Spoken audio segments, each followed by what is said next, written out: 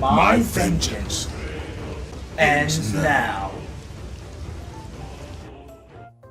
Hello ladies and gentlemen, and welcome back to this. Still not sure what this is, but today this will be Anger Edition, as I would like to tell you about my disgust, my utter distaste for an anime by the name of Danganronpa 3, the supposed end to the Junko Saga, the darker and more grounded, serious look at the Danganronpa series that we as fans have been waiting for. Or at least I think we have been waiting for. That's what Kodaka told us.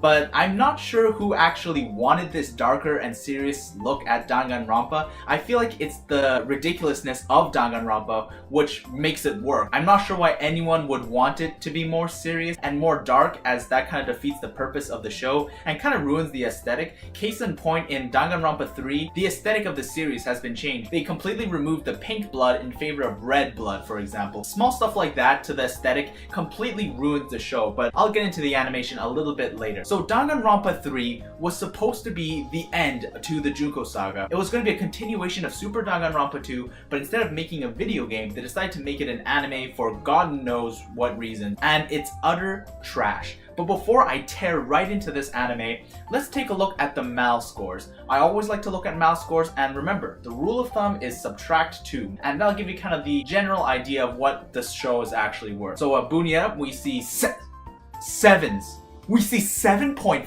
7.7?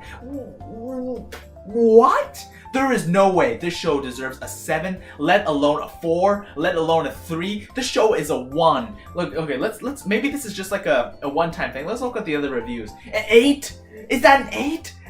9! This guy gave the show a 10. This guy thinks Danganronpa 3 is a 10. This show, how can you be a fan of Super Danganronpa 2 or Danganronpa 1 and think this show deserves a 10? There is no way you can be a fan of this series and think this show deserves a 10. Maybe if you really like the fan service, maybe if you really like Mikan getting in sexy positions, well, I can see why you would like Danganronpa 3. But other than that, there is no way anyone who enjoyed these characters or enjoyed the mystery solving of Danganronpa would give this travesty, this garbage show, anything higher than a 2 out of 10. Oh my, wait, what? I think my faith in humanity is about to be restored here. Is that a 1? That's a 1. That's another 2.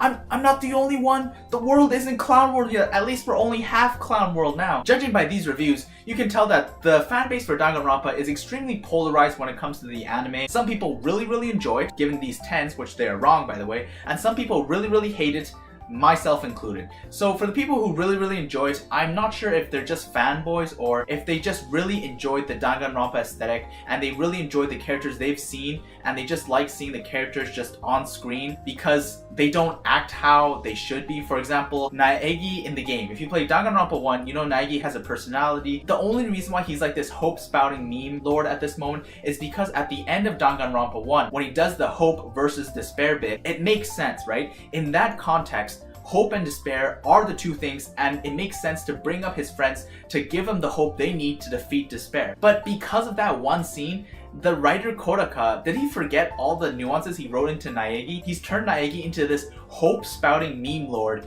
who just won't shut up about hope. He's like not grounded at all anymore and just keeps talking about hope when no one really asked him. For people who give it 10s, I'm not sure if they're talking about the characters, because the characters, they look similar to how they did in Danganronpa. The aesthetics changed, but they've kept the general look of the characters. They don't act like how they're supposed to be. They're like really shallow takes on what the Danganronpa characters should be. Maybe they enjoyed the animation. The overall animation is really bad. It's not fluid at all, and the aesthetic has been changed. Like as I said previously, they changed the aesthetic to be darker and more gritty when we're watching an anime about a high school girl who started the end of the world. I'm not sure who was asking for this more gritty look at the Danganronpa series, as the Danganronpa series mainly functions because it's so ridiculous, and the kind of acid punk aesthetic with the pink blood that they went for, like that art style, is not something you see very often in an anime type medium. Mostly anime just does the really moe stuff or the really hard lines for shonen. So Danganronpa has that really interesting art style, but for some reason the anime decided to get rid of all of that and go with a more generic look. So it's not the animation and it's not the characters, maybe it's the overall story of Danganronpa 3, but that can't be right. The overarching story for Danganronpa 3 retcons so much shit from Danganronpa 1 and 2, not to mention mention the fact that the characters don't act in a logical way for the plot to make sense. I'm not sure what these people who are giving it perfect 10 are seeing in this show. They probably just scratched the surface and just enjoyed it for what it is. But I'm gonna spit some fire now and talk about how much I hate Danganronpa 3. So before we get really into it, I know I said this previously, for those of you who have not seen Danganronpa 3,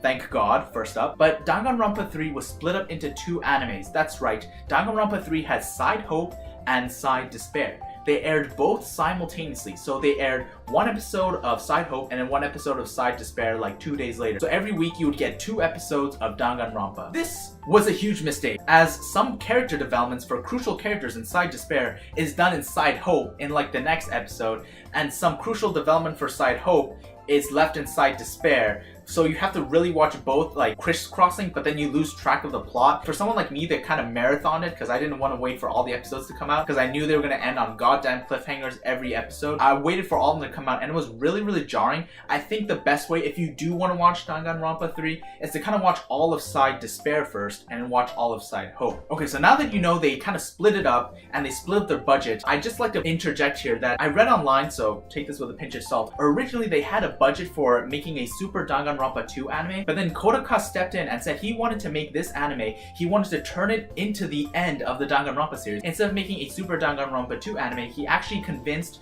the production team to make a Danganronpa 3 anime, to take their Super Danganronpa 2 budget and split it into 2 Danganronpa 3 budgets, and that really shows, as the animation is really terrible and the writing is extremely rushed. It would have been much better if they just took that budget and instead of making a 24 episode subpar series, just make a 12 episode instead of a 24 one, a 12 episode great animated series. So at least even if the writing stayed garbage, we could point to it and say at least it was animated in the sense of Danganronpa and we got some really nice animation out of it. So we can't even say that. Alright, so I'm gonna dive directly into Side Despair now. Let's start with Side Despair. So Side Despair follows the characters from Super Danganronpa 2 and how they got turned into Ultimate Despairs by Junko. And if you've played the games, if you've played Super Danganronpa 2, you would know that Junko was this charismatic, this silver-tongued villain who was able to manipulate the characters into doing her bidding. For example, if you do Mikan's hope fragments, if you collect all of Mikan's hope fragments, you find out that Mikan becomes extremely dependent on whoever collected all her hope fragments. She becomes extremely dependent on someone who's shown her kindness. And this really shows the kind of character she could have been. This really shows a pathway for her to go down the Ultimate Despair route. And because of this, I was really hyped for this anime. I was like, holy crap, we gotta find out more about these characters. We get to see how Junko twisted them and turned them into Ultimate Despairs.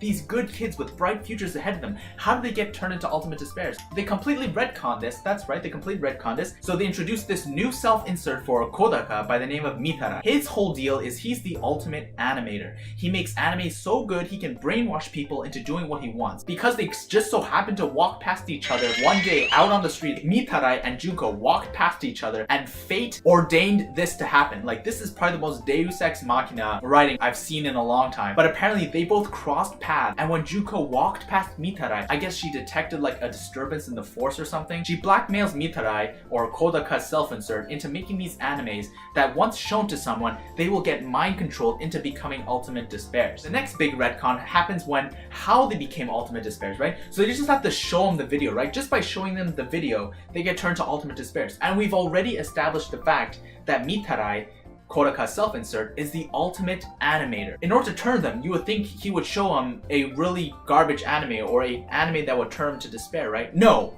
Wrong. The show destroys its own lore within its own episodes, which is actually amazing for Kodaka, I guess. What happens is Mitara shows a video of Chiaki getting murdered, real time, like live footage of Chiaki getting murdered, to the cast of Super Danganronpa 2, and for some reason this turns them into Ultimate Despairs. Okay, for a second here, let's forget about the whole Ultimate Animator bullshit. Let's look at these characters, right? At this moment, Peko Peko Yama and Fuyuhiko and Akane have all been canonically confirmed to have seen people die. So of course, yes, seeing your friend dying is traumatizing, but at the same time, they've seen loved ones die before. So how is this different? How is this turning them into Ultimate Despairs? But let's buy the fact that the Ultimate Animator has the ability to mind control them. alright? So this live footage is mind controlling them. What is Mitarai doing to mind control them exactly? He's the ultimate animator. Is he like rotoscoping the footage live? Is Chiaki frames like going past them and he's like drawing over it and adding his little flair of mind control onto each frame?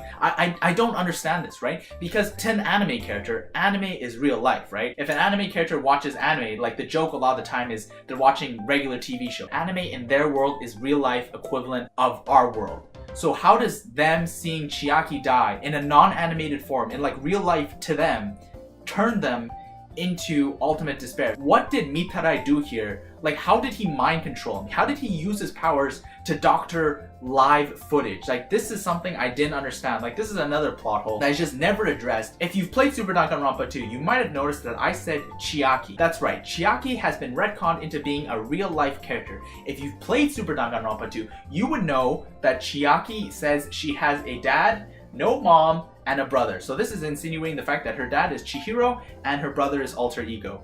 But in the game, it is established that she's just a creation in the Neo World program. But the anime completely retcons it and makes it so she was a real life person with real life feelings that just for some reason had to be shoehorned into existence. I'm not sure why they brought her back to life. They should have honestly just left her out. I'm not sure why they decide to kind of force her back in just so we can watch her die. I guess this means that you could say she was not real even in her own canon, but now she's real in her own canon. Like, that's the only reason I can see for them doing this, is for people who really like Chiaki, waifu fags like myself, who extremely love Chiaki. We can now say that Chiaki is real within her own canon. Another thing I'd like to touch upon now is the retconning of Danganronpa 0. That's right, some of you might not know this, but Danganronpa actually has a prequel light novel that follows the events of Hope's Peak Academy and how Junko kind of turned them into ultimate despair. It's kind of like a prequel to Danganronpa 3 Despair Side. Kodaka is actually thanked as one of the co-authors for this light novel. And what does he do? He completely ignores everything that happens in Danganronpa 0. All the build up to Izuru Kamakura. Like, Danganronpa 0 spends a lot of time building up Izuru Kamakura's character. Who is this Izuru Kamakura guy? How did he kill the entire student council? What happened here? Well, Kodaka saw fit to completely ignore Danganronpa 0 and kind of make shit up as he goes along. That's right, Izuru Kamakura. In the game, it's explained that he kills everyone, right? He kills all of the student council. He's kind of this blade of destruction that Junko wields to kind of decimate the world, as Izuru Kamakura was supposed to be the ultimate hope who's fallen to become the ultimate despair. But in the anime, they've really written him poorly. Instead of him killing the student council, he kind of just offs one guy after being surprised, and the way Junko convinces him to join her squad is really, really dumb. For some reason, Izuru Kamakura, this god-level intellect guy, can't predict someone who's still alive to shoot a gun at him. I'm not sure how that makes any sense. I'm not sure who decided this was a good writing part. I'm not sure why Izuru Kamakura, being the god mode he is, being the super level high IQ, having all the ultimates, is unable to tell that some guy's pointing a gun behind him. I'm not sure how they pulled that off. It just doesn't make any sense. Another retcon that they do is the fact that Twilight Murder Syndrome happens in Danganronpa 2, and it's one of the murder cases. We find out that Fuyuhiko's sister, his little sister, gets murdered by some of the cast of Danganronpa 2, primarily Mahiru. Mahiru is directly implicated into Fuyuhiko's sister's murder. And the way the anime handles it is it handles it a little something like this. Oh, my sister is dead. Oh man, that feels bad. Well, I guess I'm gonna go talk to Mahiru like nothing happened. They never address it, not to mention the fact that it doesn't follow the same narrative structure as the game. Like, the game sets up how Twilight Murder Syndrome happened, how Fuyuhiko's sister died, and the truth behind it. But the anime kind of changes the story completely and makes shit up. The anime completely 180s the story and makes it so the cast, like Mahiru and everyone else, is less guilty for what they've done. I'm not sure why Kodaka did this once again. Why did he retcon it? Here's the thing though, if you buy the Blu-ray box of Danganronpa 3, there's a little pamphlet that it comes with, and the pamphlet kind of has a bunch of excuses for Kodaka to kind of explain away the inconsistencies with the game. And if you read the pamphlet, it explains that the reason why Twilight Murder Syndrome is different in the anime than from the game is because Monokuma's a liar. Yeah, that's it. It's because Monokuma's a liar. That's why it's different. What, you're saying I can't just make shit up and lie about it? Well, what if Super Danganronpa 2, what if all that was just a lie? Well, what about Danganronpa 1? What if that was all a lie? Oh, he does play that card in Danganronpa V3. Having an unreliable narrator can be done tastefully. if you set up like an event and then have the narrator lie about it and the audience knows they're lying, then that's a great way of doing it. But to go back and retcon stuff and just say, unreliable narrator, it was all just a lie. You can't do that. That's so lazy, and it's not like they address it in the anime. Like, if he addressed it in the anime, then maybe he knew he was deviating from the canon, but the fact that he has to address it inside a pamphlet stored inside a Blu-ray box set that's like $150, it means he was lazy. Like, he didn't even go back and check the Twilight Murder Syndrome in the video game. He literally made shit up on the fly and was like, oh, well, it's not the same, they're not gonna notice. Monokuma was telling lies, you can't believe him, he's a villain. Like, the whole point of Monokuma's character was he was trying to instigate a murder using the facts. It hurts. It hurts me even remembering and talking about it, guys. You know, this video has actually been taking a long time to being produced just because I feel so mad whenever I think back about this shit. Man, fuck Mitarai, man. Fuck that character. Fuck Kodaka's self-insert. Before we move on to Side Hope, just keep in mind that Mitarai made an ultimate despair anime. Remember that, okay? Kodaka is laying the groundwork here for another meta ending. I guess it kind of flew over people's heads, which is why I guess he made Danganronpa V3, but we'll talk about that later. Alright, so next up is the Hope arc, which follows Naegi, the crew from Danganronpa 1, and the final fight between Hope and Despair, where they weed out the final bits of Despair to save the world, I guess. And the show opens up with Naegi being brought to trial for protecting the ultimate Despairs.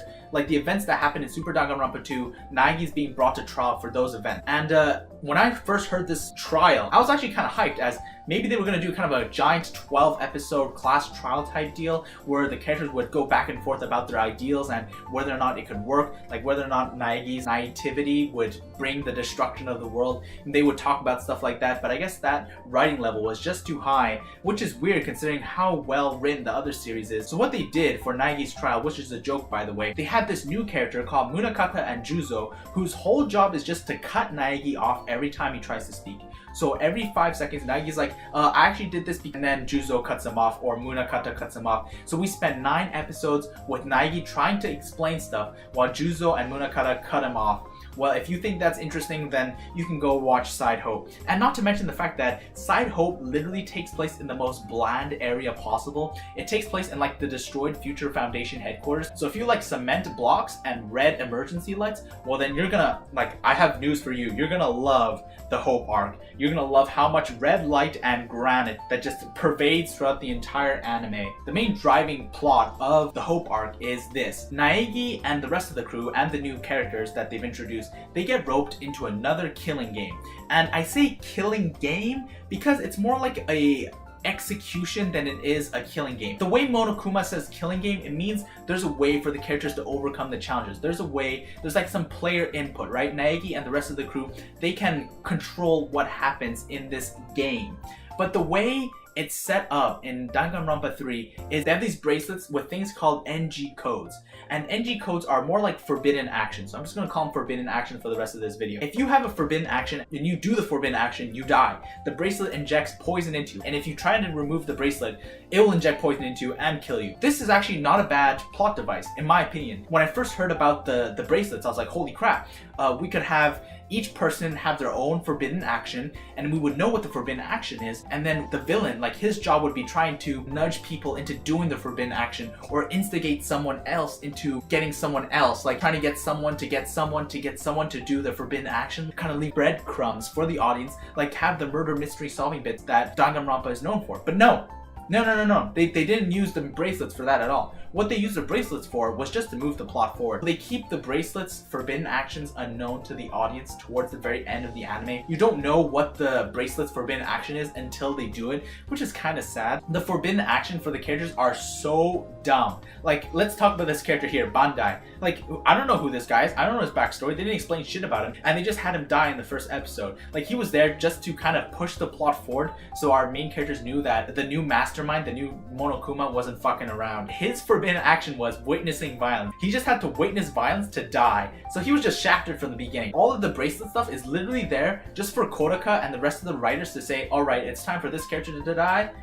He's dead. It's time for this character to die. she's dead. It also built so much false tension. Like, I'm gonna spoil so much stuff here, but Kyoko was supposed to die. Kyoko's forbidden action was to let Naegi live past the 4th day, and Kyoko died. Like, she got injected with poison, but yet somehow they had an antidote on hand to rescue her. The writers couldn't even be bothered to make any impact on the series at all. And the worst part about it is the fact that at night, the bracelet will inject everyone with a sleeper agent that will then cause everyone to fall asleep. However, the murderer will be able to go around killing people off as they please. This is not conducive to a good murder mystery, right? Because if everyone falls asleep, who's there to check alibis? Who's there to check evidence? Kirigiri's the ultimate detective, and every time a corpse shows up, she literally does no detective work.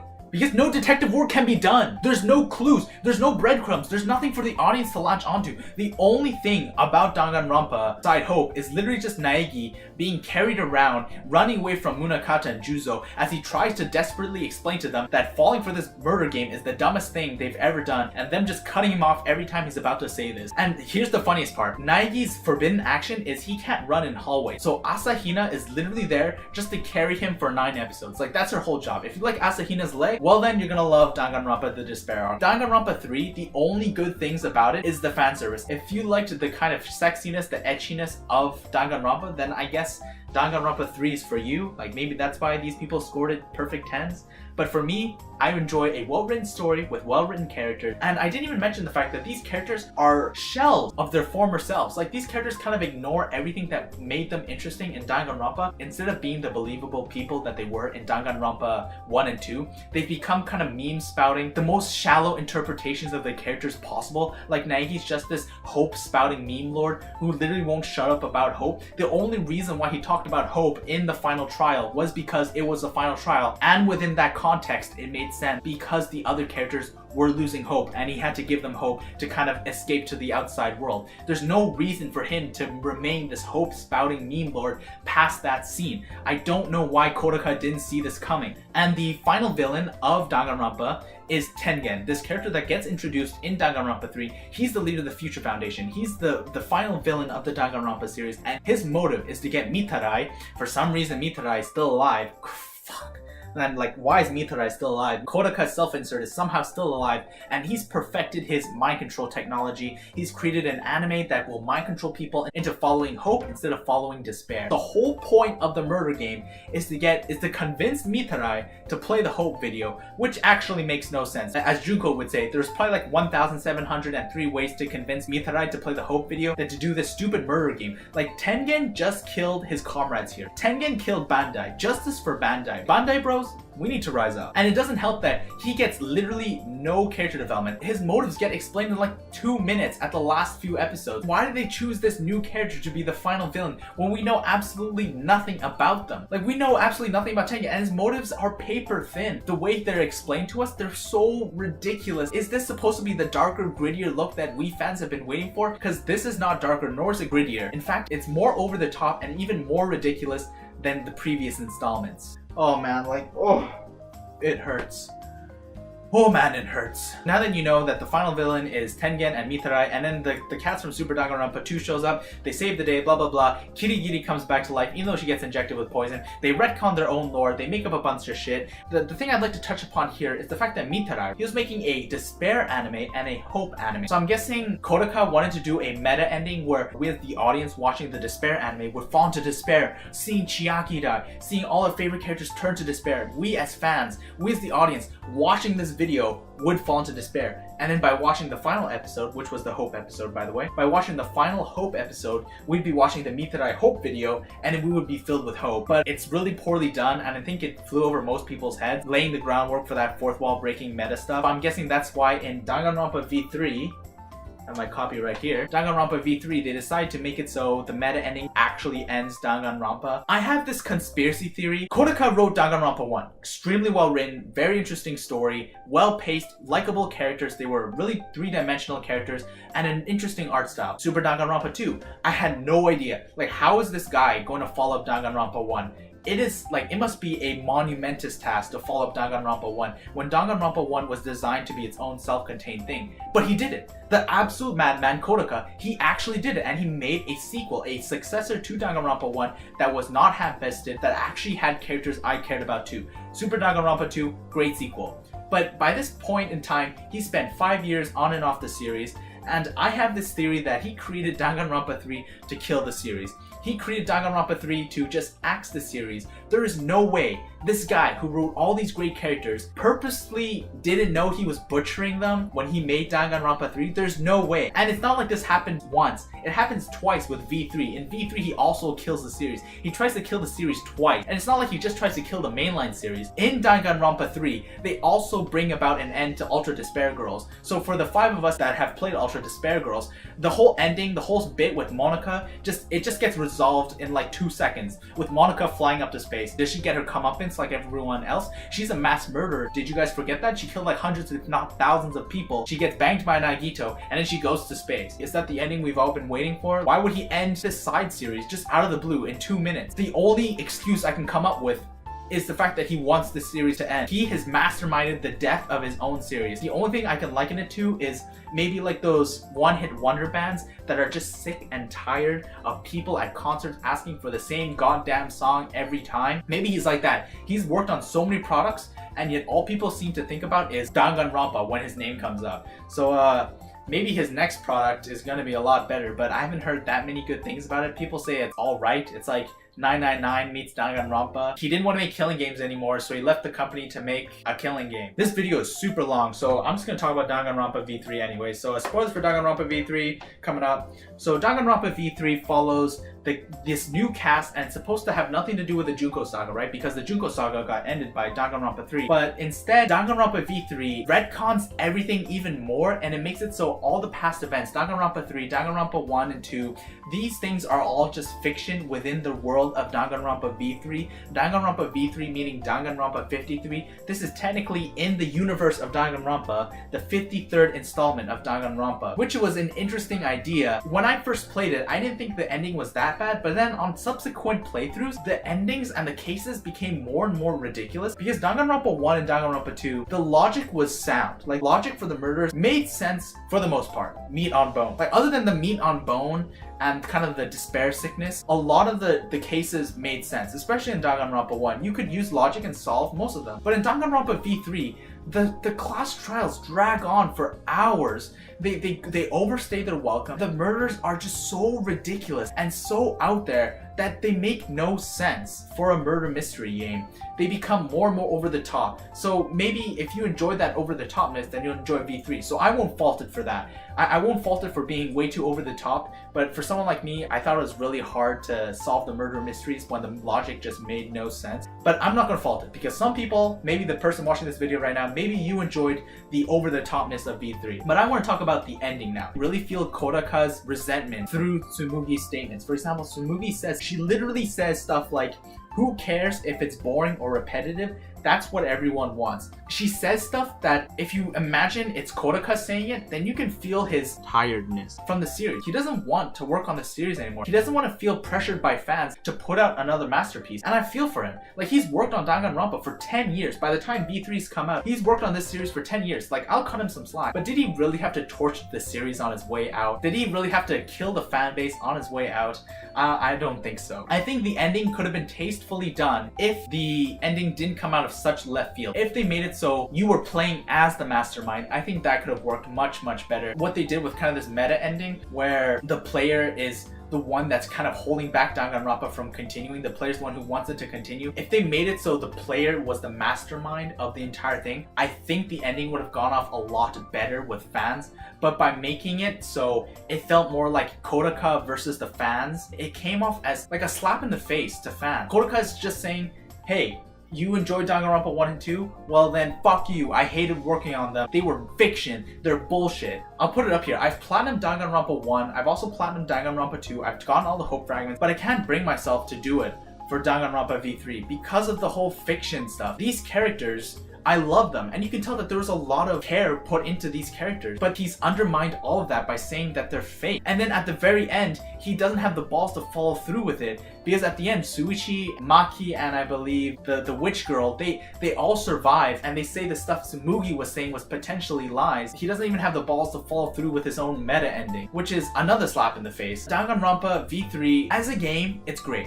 as a video game, it improves a lot on the previous titles, and the story, while it was really over the top and it's not something I enjoyed, for the most part it works. What I'm trying to say here is Danganronpa 3 and Danganronpa V3 feel like an elaborate plot by Kodaka to kill his own series, because he leaves no strings untied. He kills off Ultra Despair Girls, he kills off Danganronpa 0, he kills off the mainline series, he makes sure the entire series is now self-contained. I'm not sure what Spike Chunsoft can do at this point to kind of revive the series. I expect we're probably gonna get like a fighter spin-off. We're just gonna get tons of spin-offs of the Danganronpa universe because it's too lucrative to just let go, right?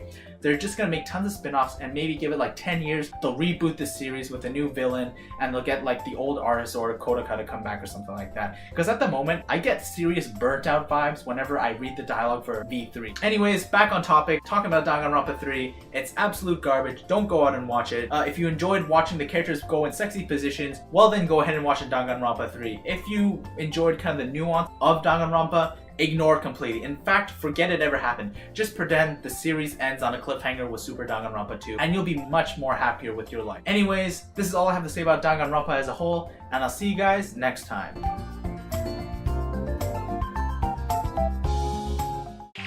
You were the chosen one! You were supposed to destroy tropes, not follow them. Bring balance to the plot holes, not make them wider. I love this series. How could you do this to me?